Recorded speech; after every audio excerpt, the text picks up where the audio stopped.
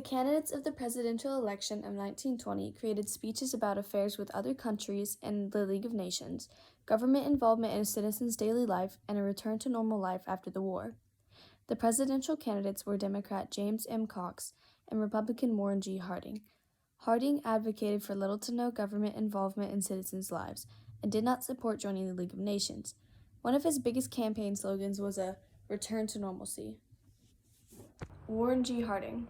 My countrymen, there isn't anything the matter with the world civilization, except that humanity is viewing it through a vision tainted by a crazy war. America's present need is not heroes, but healing, not strategies, but normalcy, not revolution, but restoration, not anger, but adjustment, not surgery, but serenity, not the dramatic, but the lazy, not experiment, but balance, not to be immersed in internationality, but confidence in victorious nationality. The world needs to be reminded that all human flaws are not curable by legislation, and that quantity of legal enactments and excess of government offer no substitute for quality of citizenship. My best judgment of America's needs is to steady down, to get squarely on our feet, and to make sure of the right path. We want to go on, secure and unafraid, holding fast to the American inheritance, and confident of the supreme American fulfillment. On the contrary, James M. Cox supported entering the League of Nations and agreed with the government involvement in citizens' lives. He believed involvement in other countries could benefit American life and economy greatly. These are fateful times. Organized government has a definite duty all over the world. The greatest issue of this century is here before our eyes, and the nation that delays it is playing with fire. Under the old order of the international anarchy, war came overnight, and the world was on fire before we knew it. It sickens our senses to think of another. We saw one conflict into which modern science brought new forms of destruction in great guns, submarines, airships, and poison gases. It is no secret that our chemists had perfected, when the content came to a precipitous close, gases so deadly the whole cities could be wiped out, armies destroyed, and the crews of battleships smothered. The public prints are filled with the opinions of military men that in future wars the methods more effective than gas or bombs will be employment of germs of diseases, carrying pestilence and destruction. Any nation prepared under these conditions, as Germany was equipped in 1914, could conquer the world in a year. We plan now to make this impossible through the League of Nations. I fully agree with this decision. Prohibition was created on January 19, 1920. It was known as the Noble Experiment. During the 14 years it was in place, the sale, transportation, and production of alcohol was illegal. Many religious groups said that drinking was anti-Christian. Some, like the Women's Christian Temperance Movement, said it was anti-women. Prohibition didn't really end drinking overall in one night. A lot of places had already stopped to conserve grain for World War I. An estimated 32,000 speakeasies were created in New York alone during the time. Speakeasies are a hidden or underground bar or place to gamble. For once, men and women could be together at bars, and they reveled in it. Different groups, such as the Prohibition Party and the Women's Christian Temperance Movement, helped create prohibition. Since it was harder to get alcohol, some people started making something called bathtub gin or moonshine. One name for the people who sold the gin was bootleggers. Most of these bootleggers were gang members. It was made in usually unsanitary conditions and often caused people to become sick. Prohibition affected bartenders, restaurant owners, breweries, and even the average person. Crime rates also increased in the time. Many murders were committed, and drug use also skyrocketed. People started using cocaine and heroin and other drugs as alternatives to alcohol. Here's what could have happened at a speakeasy.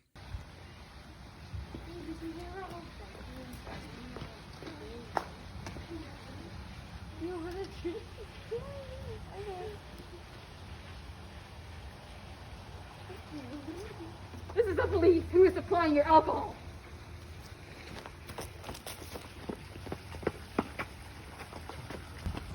The country's support of prohibition was decreasing by 1933. On February 20th, the 21st Amendment was proposed. Months later, on December 5th, prohibition was officially repealed. A well-known gang in the 1920s were the Mafia. The Mafia moved from drug trafficking to illegal gambling. The Mafia did violent crimes and had secret rituals which fascinated the public and became part of popular culture. Famous gangsters in the 1920s included George Nelson, Al Capone, Benjamin Siegel, and John Dillinger. The gangs in Chicago spread like a deadly virus during the 1920s. There were an estimated of 1,300 gangs. Gangs on the southwest border assist in smuggling drugs, arms, and illegal immigrants while acting as enforcement for Mexican drug trafficking on the U.S. side of the border. There is an estimated amount of 12,000 murders per year. George Nelson. Nelson received the nickname of Babyface, was convicted of auto theft, and was sentenced to prison for life in January due to a bank robbery in Chicago, Illinois. Al Capone. Al Capone was a famous gangster who was Chicago's de facto crime czar. He did gambling, prostitution, and gunned down many rivals and rival gangs. Al Capone was arrested by agents for contempt of court, an offense for which the penalty could be 1 year of prison and $1,000 fine. Benjamin Siegel. Benjamin Siegel received the nickname of Bugsy. He received it due to his notoriously quick, violent temper. He reportedly extorted protection money from pushcart peddlers on the other side of the East River. John Dillinger. Dillinger and his violent gang terrorized the Midwest, killing 10 men, wounding 7 others, robbing banks, and staging 3 jailbreaks. He killed a sheriff during one and wounding 2 guards in another. Dillinger stole many machine guns, rifles, revolvers, and several bulletproof vests. This is what a robbery would look like.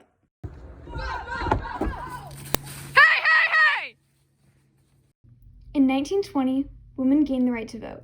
Society was changing, and more women began to work outside the home. The iconic flapper look, which was bobbed hair, pearl necklaces, heavy makeup, and beaded evening dresses, represented the changes in society. Accessories were very popular in the 1920s.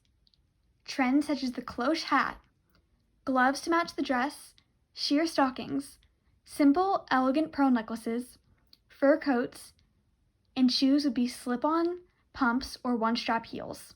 Today, women wore a simple drop-waist dress, black stockings, and Oxford heels. The dresses were normally colorful and patterned with white collars. An apron was handmade. Streetwear fashion consisted of, again, a simple drop-waist dress, a thin belt, and the dress style was to elongate the body. Sometimes the dresses had tiered skirts. The most iconic accessory for streetwear fashion was the cloche hat, which was shaped like a bell. Men's fashion in the 1920s consisted of suits made of thick wool.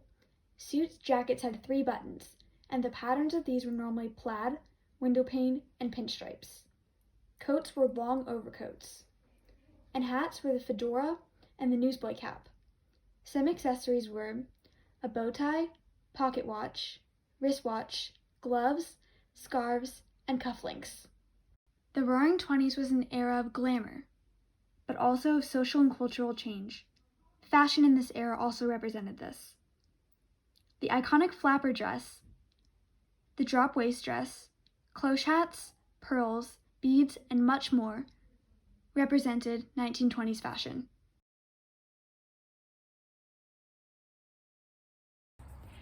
Okay, so tell me a little bit about yourselves. I'm Josephine Baker, and I'm an American-born singer and dancer. I've performed all around the world. My name is D.W. Griffith, and I've directed many famous films such as Orphans of the Storm and Way Down East. I'm Gary Cooper. I'm an actor, and I starred in the movie Children of Divorce and Wings in 1927. Garbro. I've starred in The Temptress, The Torrent, and The Kiss. Charlie Chaplin. I'm a comedian, and I directed the movie The Circus. During the Roaring Twenties, movies changed the society and made a huge impact on our country. People from a wide variety of states were brought together to watch movies and shows all across the U.S. Technology was beginning to spark during this era, which made it much easier to put this all together. Many movies such as Isn't Life a Wonderland, Pandora's Box, and Lonesome were some extremely popular movies back during this time. It brought joy to everyone and were enjoyed only a couple years after World War I. Movies presented a new world and opened doors to glamour and fame, which many people were not yet familiar with during this time. It opened up new job opportunities for both men and women and impacted every citizen in some way. Many of the celebrities you see and learn about during the 1920s were young and new to filmmaking and fame. Eventually, many people grew a love for acting and movies that these famous celebrities took time to create and perform for.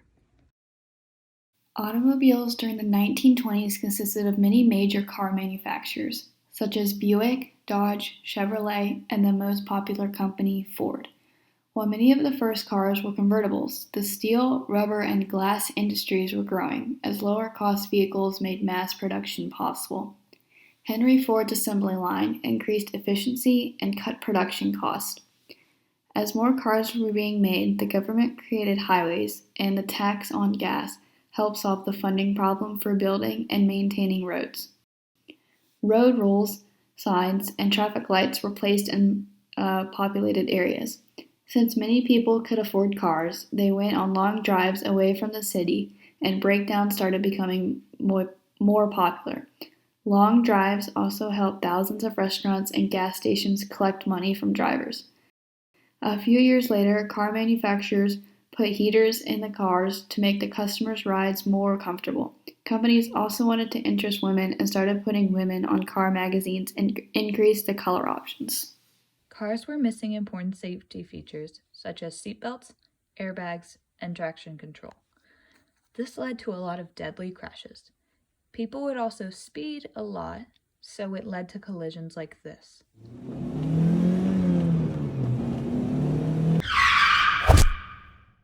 Crazy as it may seem, this unfortunately was not super uncommon. Finally, in the 70s and 80s, car manufacturers started adding these features, but there was a lot of time where driving was extremely unsafe. Today, we have even more advanced features such as cruise control, GPS, and backup cameras. Even though the quality of driving has improved greatly, there are still fatal accidents today. Hopefully, one day, the percent of crashes per year will be reduced to 0.